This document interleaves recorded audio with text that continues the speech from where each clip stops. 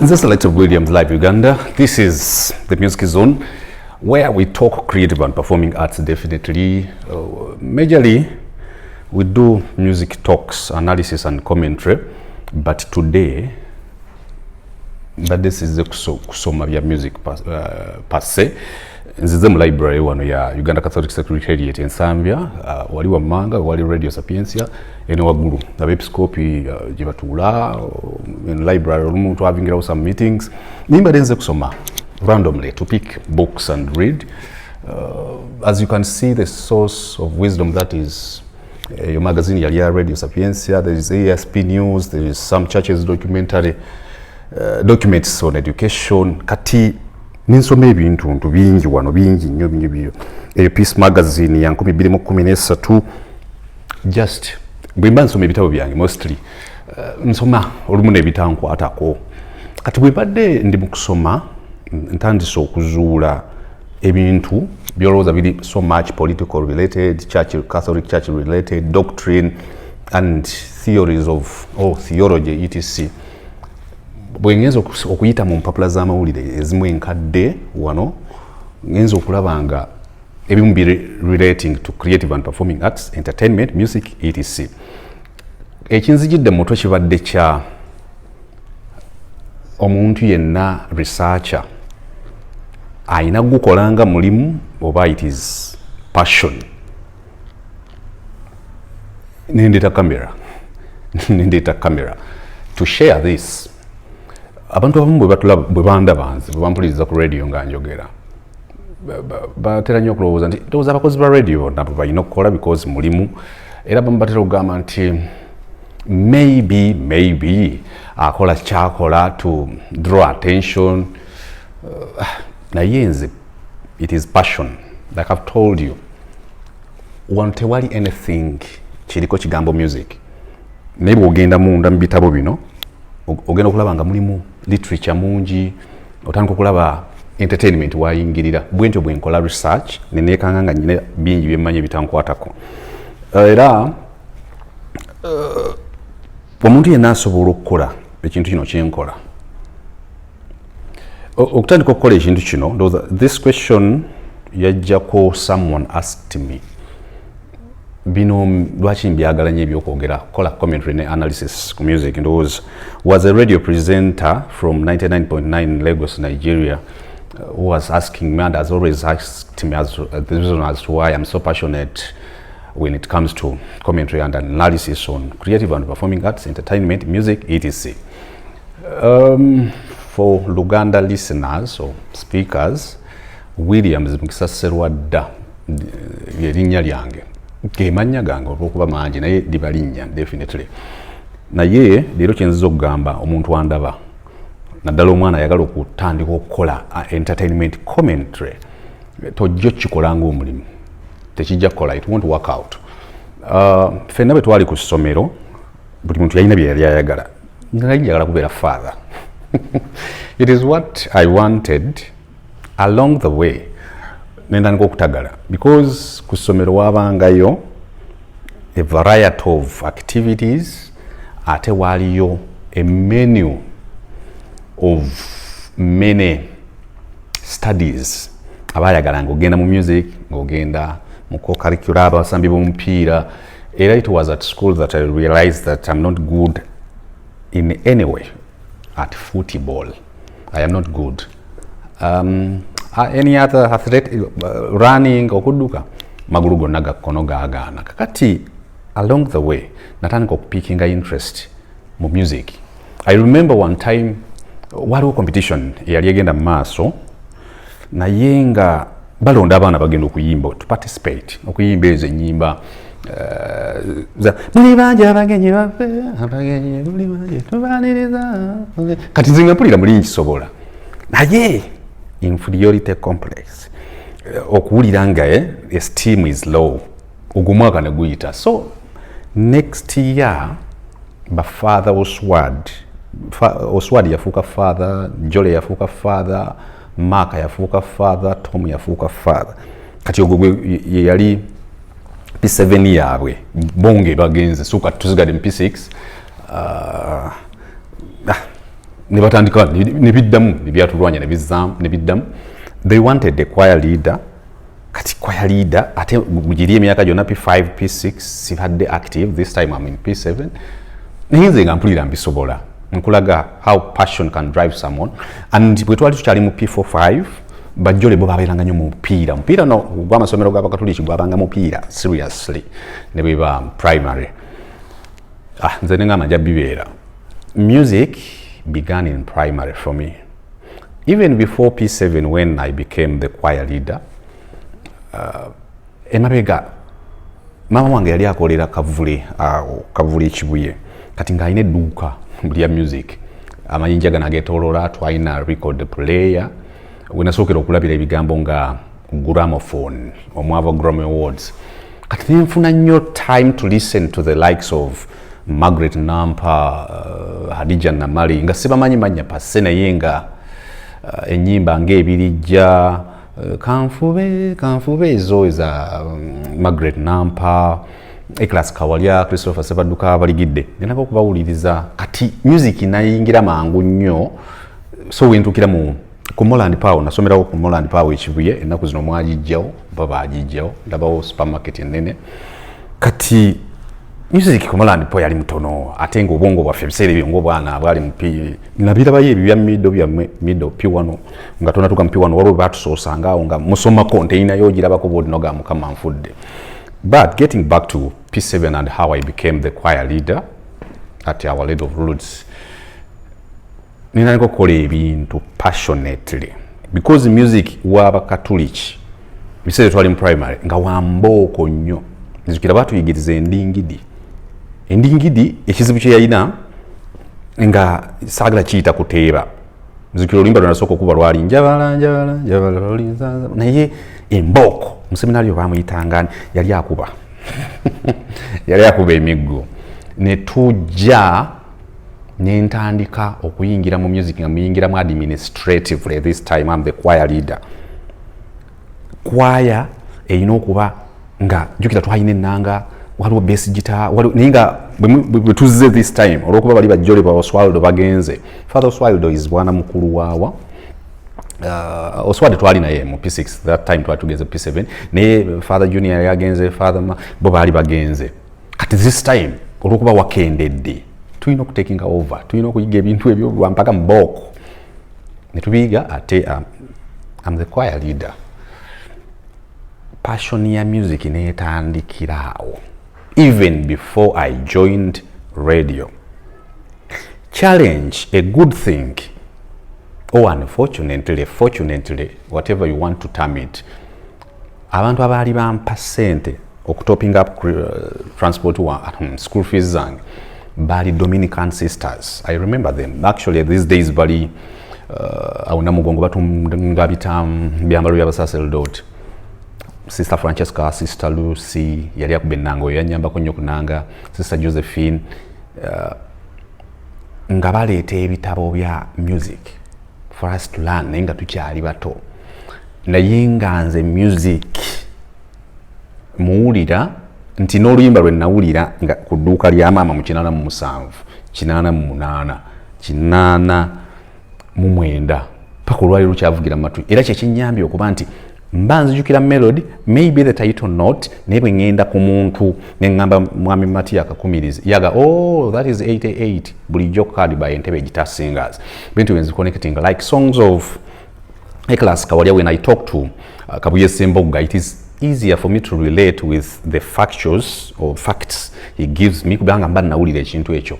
Bino byonna lwaki mbireeta mbijje ku library gye mbazezo okusoma ebitabo nindaba some good information. When I come on TV or on radio ninjogera some information people basobola n'okulowooza nti olimba because byoyogedde people have not researched about it. Ye nakiraba ng'ekyobulimba. Kiki kinjagala okuwa omuntu omulala amagezi andaba ku the music zone, making sure that passion and love of what you do comes first before even the vision and mission of whatever you intend to do or you are aspiring to do.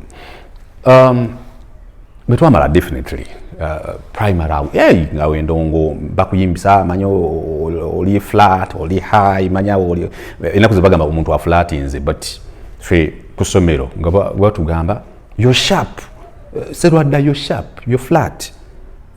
You're off key, lower, you're off key, higher.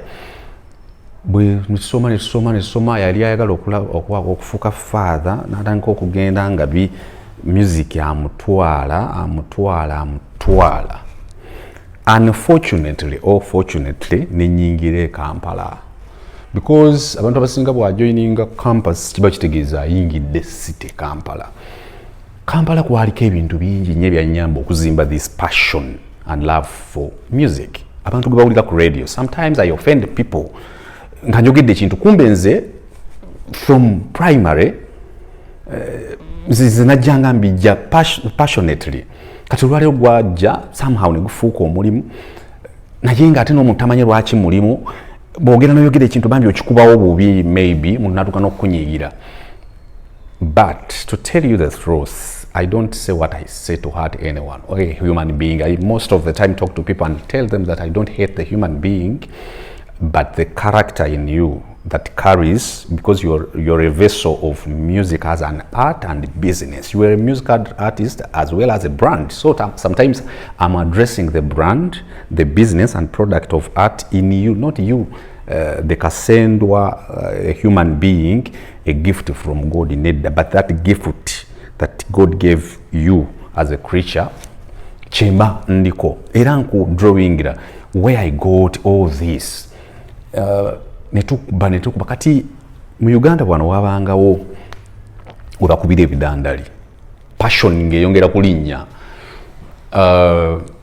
Of course abamu bamanyi DVAT, abamu bamanyiko kala ku Sabrinas n'obulala ate simanyi ennaku zino lwaki abantu tebalina nnyo passion and love and tebali trained enough. Training grounds zaggwawo. Wavanga gy'ovudde mu biseera asina wala nnyo 1995 paka 2 ndowooza nga mu 3 kale 5 nga bw'oba toli wa high class genda mu DV8, nga toli wa high class genda mu dungeon production, nga toli wa kabi nnyo okugenda ku Sabrinas oli ba Juliana Kanyomozi bachazo yimuke ba Struck Baby, Pride Theatre and Bat Valley was ready for you.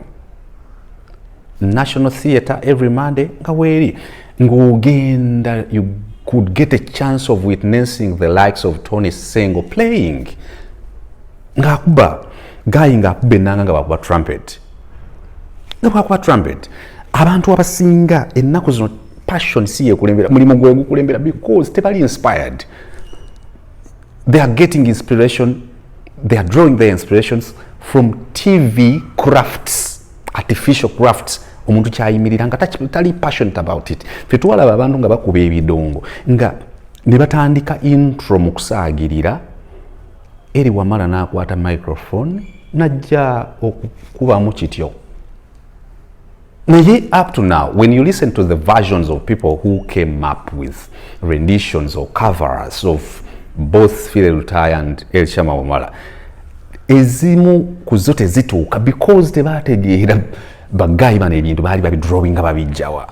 Bano bagayi baali bayimba nnyo not vocally being able, because ennaku zino olaba abantu ba vocalists nga basinga amaloboozi abaaliwo naye training eyo.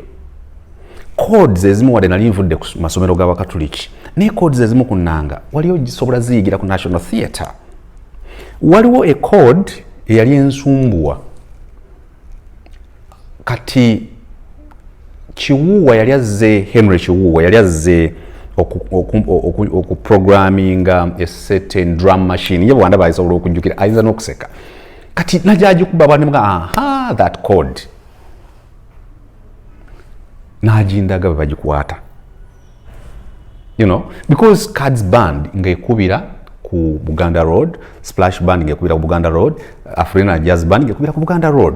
Neraba tuyina band karoba ka band kyona kyo yalo kiyita tufunye drum machine empya, but how to program it we did not know until a gentleman from Cards Band, that is Henry Shiwua, could come and help us out. After doing the programming of the drum machine, he tries to maneuver through some buttons on the keys, and I could hear a unique chord I've always wanted to learn how to play. nemuga guy oyina ekintu ekyokubye nakinje ebyo ebidongo byali binyuma.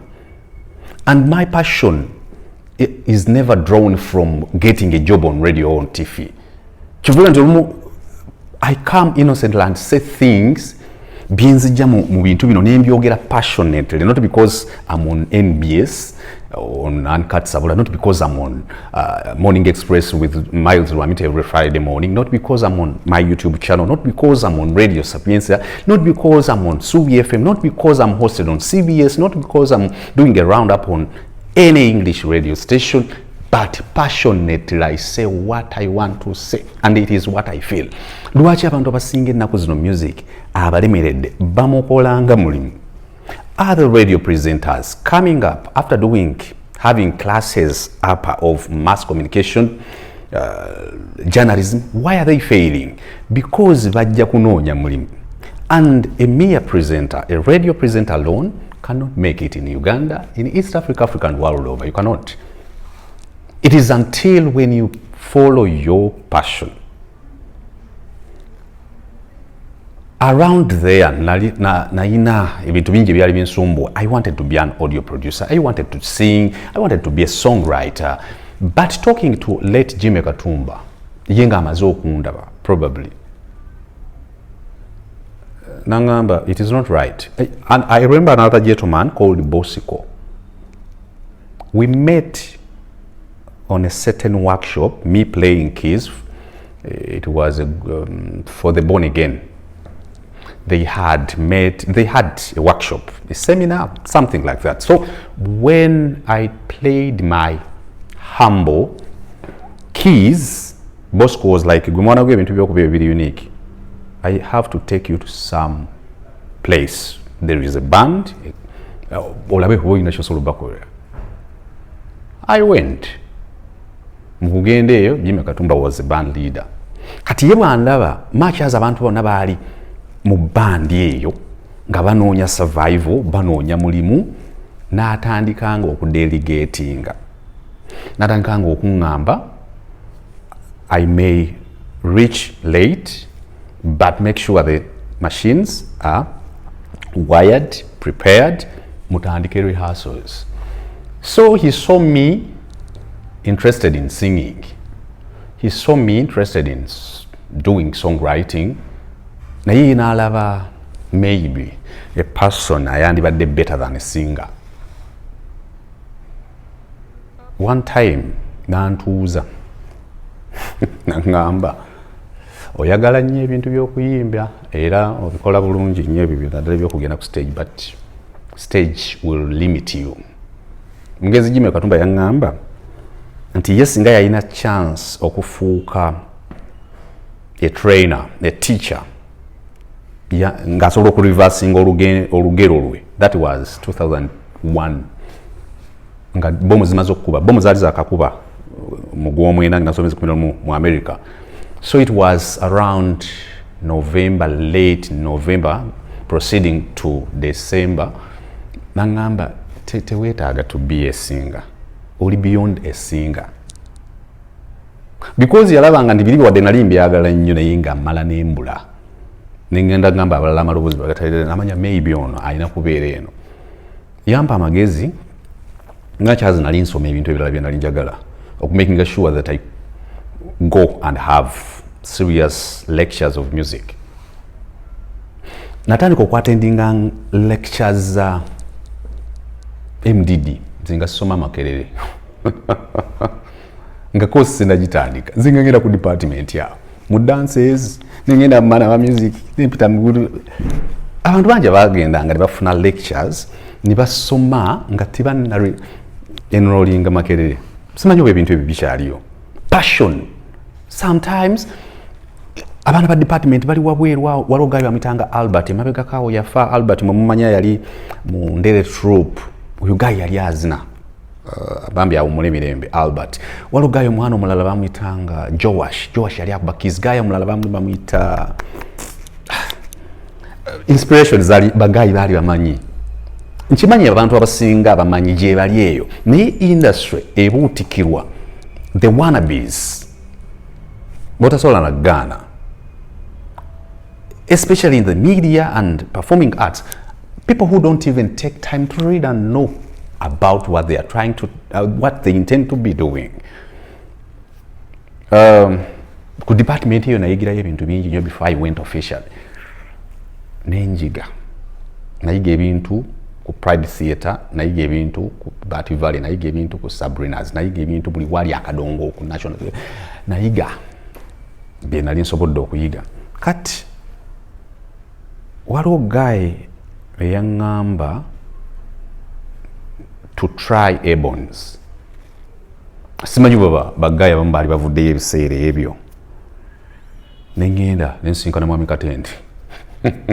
Nanga mwami gundi gye bali kugwani nti nze kati yena apikangamu one statement of annex seminaria. Nanga njagala ogende mu audio studio okozese enneema yonna otukolerenga audio. It was a hard task okukola mu audio production house ya VCL. Wali wanyirira but byali too demanding. Jena sokero okulaba ekitabo kiriko Logic. Software ono gwe mukozesa enaku zumukozesa Logic 10 nabalala ku Pro Tools. Naye Logic 10, Logic 5.51 ekitabo gaye bamita Cardinal. Ojjukira Cardinal yasomanga nnyo ekitabo ekyo. Nanye inspiring for me as well to try out reading what Logic meant and learning how to do programming on computer. Nze what I wanted kulaba bulabi owawe banyiga computer ogenda on bwe mala okubikula up to desktop anyigawa icon ya Logic, simple as that. Kati mufunze when it is passion oyiga mangu bwe kakanga mulimu you will find issues. The reason as why people have failed at music as a business and as an art, it is because they are struggling to make it, to earn a living out of music, to earn a living out of media. That's why omuntu ajja kujja ku media microphone or camera atunule mu lens ayogere ekitakwatagana, is not passionate about it, does not care about whether people will be hurt. Let people be hurt when you're saying the truth and when you're objective. That will be fine. But when you come, no, you get as ku TV, you're hosting, for example, Jose Chameleon, but you don't know how to handle Jose Chameleon, who is a star. I don't want you to be intimidated. I don't want you to begin doing public relations for that artist you're hosting. I don't mean that you should cover up the reality and facts about the artist but be objective, be respectful. Hosting Jose Chameleon, hosting Bebe Cool, hosting Kanyomozi Juliana, tewetaga such people tebakyasobola kutunula mu camera nga kyogenda okubuuza Juliana. Question number 1 is taja ali atya. You may at a light moment, you cannot take it a serious outline of your questionnaire nti kubingeno mubuuza titata umwana yani ebyo bijeri. If you're passionate enough, first appreciate the artist you're hosting. If you're passionate, ndaba bana abasajja bakanyomoza bakola sports, waliwo Mark Saliao bakabuleta wabalabanga ku WBS nga bakai bali passionate, they would just converse, discuss, have a dialogue about athletics. Abo bana babadde ne passion owulira romance ku CBS nga bide byemizannyo part of him. But people are not passionate, they are not having love for what they are doing. That's why people will go in studio na yimba oluyimba yinga not taking listeners or fans for granted. Na fulumya kyayagala because he will add on a good video or he lighted a video yaka nechifuna views, but it is until when tuzemu okufuna such artists, until when nga tufunya abantu abali passionate ne bajja boogera ku art, ne bakola communications on media platforms. I see people nga flowing walo guy shamagera asoma mawulire ndoza ku NTV. Passion ye kulembera oyo guy. You see some people on TV like Douglas Wanga tabikaka walo tough be akola link on TV and TV is just part of him. We need such people. Nga tazze kikalakata bukalakasi. Bweba jita tazze jikwagula bukwaguzi. Bweba nanga I remember omukyala yatukozesa bagitani. Volume 12 piano. Yatugamba ng'ekikulu si mapeesa kagonye gana bwoga kuba kuleekaana. But through the amplification, through the mixing console to the loudspeakers, what people hear from what the amplifiers amplified oba kyetaddemu amaanyi okufulumira loudspeakers kyekimataringa.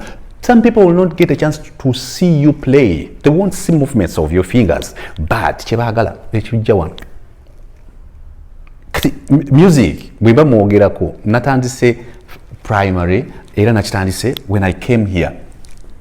I read sometimes research wange the source of my core to become a music research, entertainment research.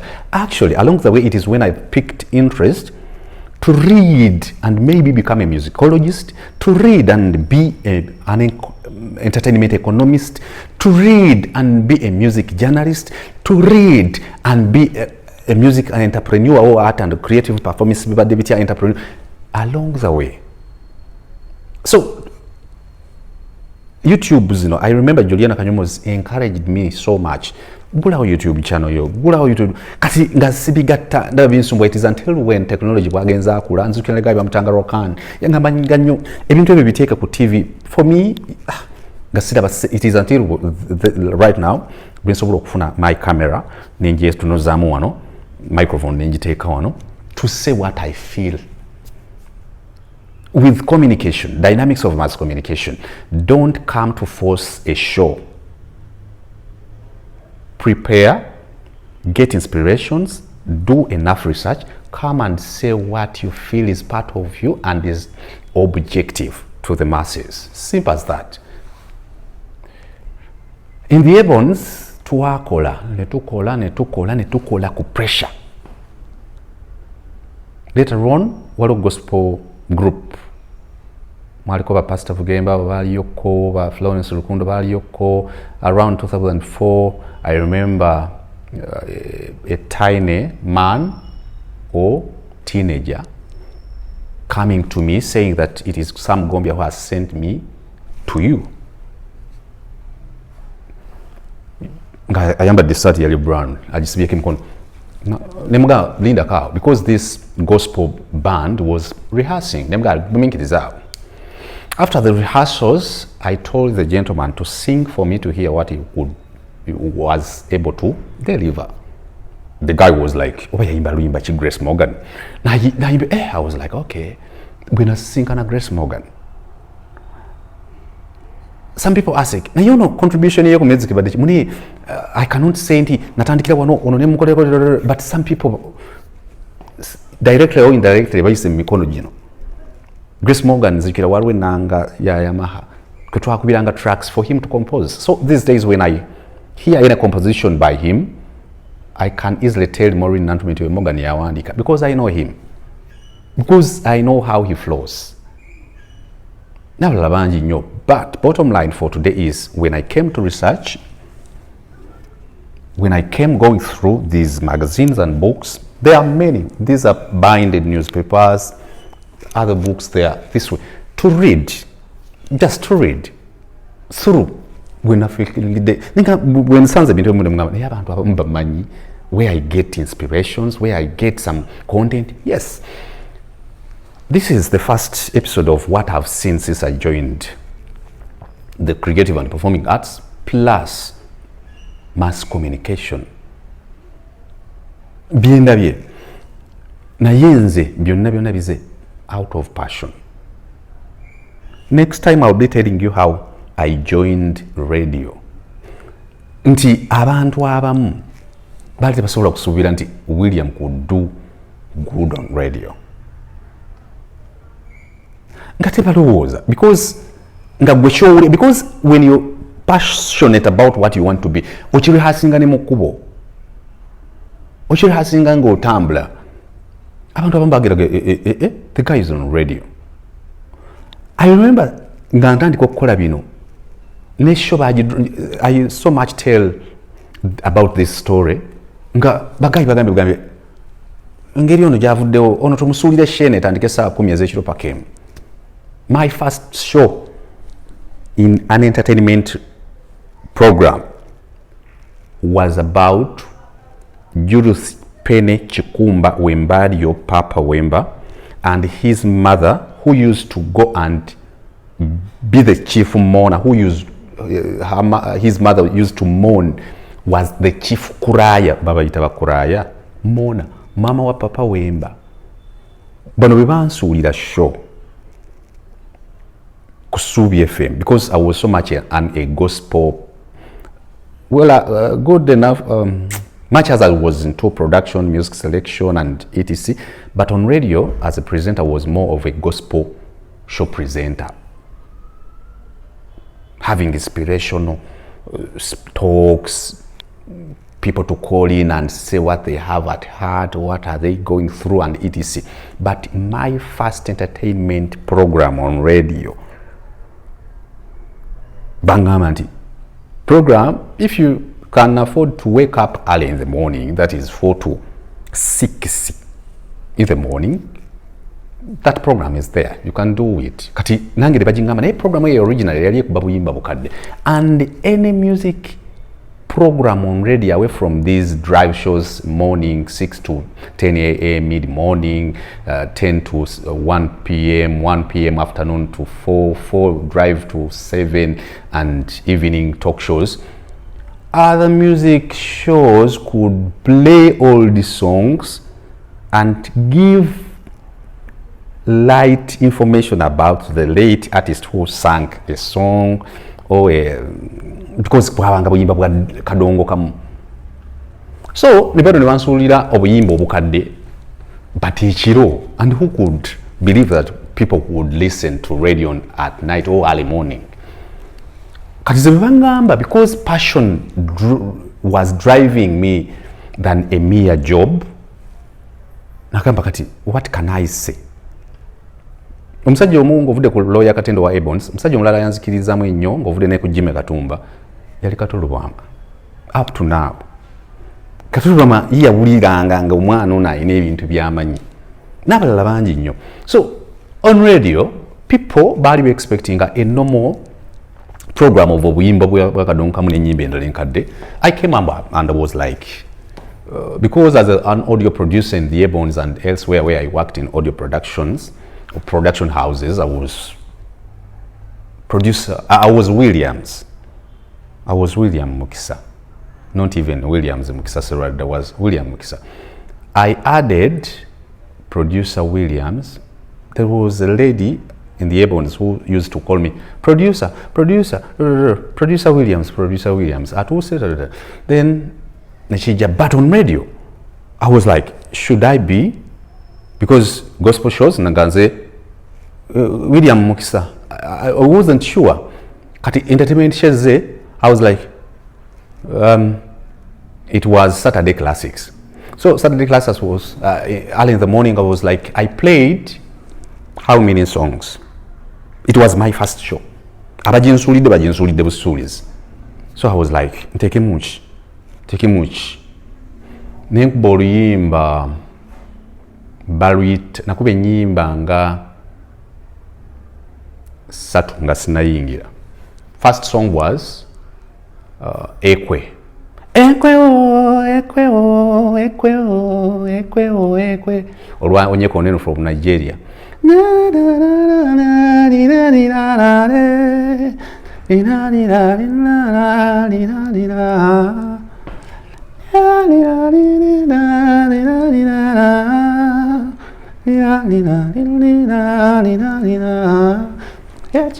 After making research, it was a gospel song.